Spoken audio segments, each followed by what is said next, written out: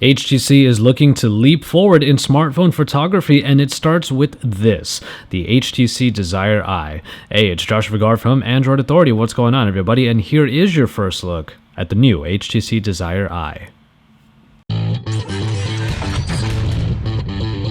Despite bearing the Desire name, the HTC Desire Eye actually has quite a few flagship tendencies. You can already see the boom sound speakers up front, which will provide that signature HTC sound, and underneath is the Snapdragon 801 for all the power you need for HTC Sense to run smoothly. Here on the side, you're going to see this two-tone unibody coloring that actually includes a dedicated camera button, so you can really see that HTC is trying to up the ante when it comes to smartphone photography.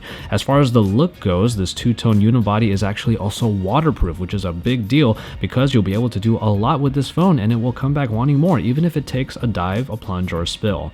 Here on the back we have the plastic, and it does slip around quite well in the hand and also gets a little bit smudgy, but as far as the looks and aesthetics go, this is pretty much one of the trendiest phones that HTC has put out, and it doesn't feel that bad in the hand with a 5.2-inch screen that is still not too hard to maneuver with one hand. But we're going to go ahead and get into the camera portion.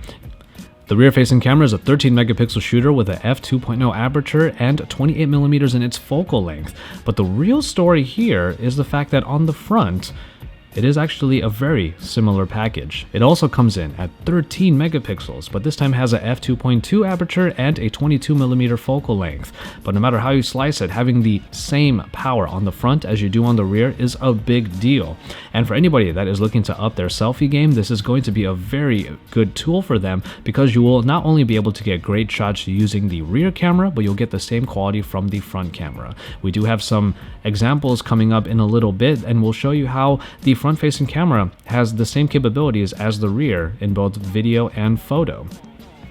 The HTC Eye Experience, which is what the camera app will be called, brings back a lot of features from the Desire 820, including things like the face fusion, the photo strip, and live makeup, but you also now get a feature called Crop Me In, which will basically cut you out of a photo and then allow you to take that and put it onto any other photos later on.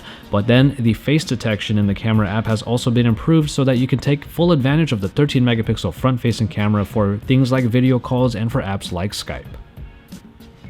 HTC was gracious enough to send Darcy out with the phone in order to get some pretty incredible shots. These are with the rear-facing camera with some wonderful panoramic views of New York City.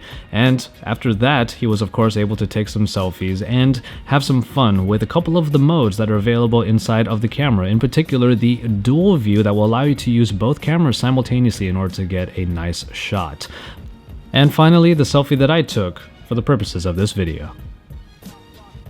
And so there you have it for this first look at the HTC Desire Eye. Now once again, we will say it does bear the Desire name, but it has us excited the way that we would be for a flagship. Not only does it have the power underneath in order for you to get everything you need done, but it is also waterproof. And then we have the camera experience, which brings a great rear-facing camera to the front and provides a great selfie experience if you really need it.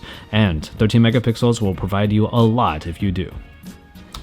So keep it tuned to Android Authority for all of the best coverage, and for our future coverage of the HTC Desire Eye, we're going to put those two cameras to good use and not only take a look at their photo and video capabilities, but also see how they stack up against some of the best. After all, we're looking at a great package here optically, and we're going to see how it stacks up not only to its flagship brethren, the One M8, but also to the other smartphones in the game. So keep it tuned here, drop us some likes, subscribe if you haven't already, and remember that AndroidAuthority.com is your source for all things Android.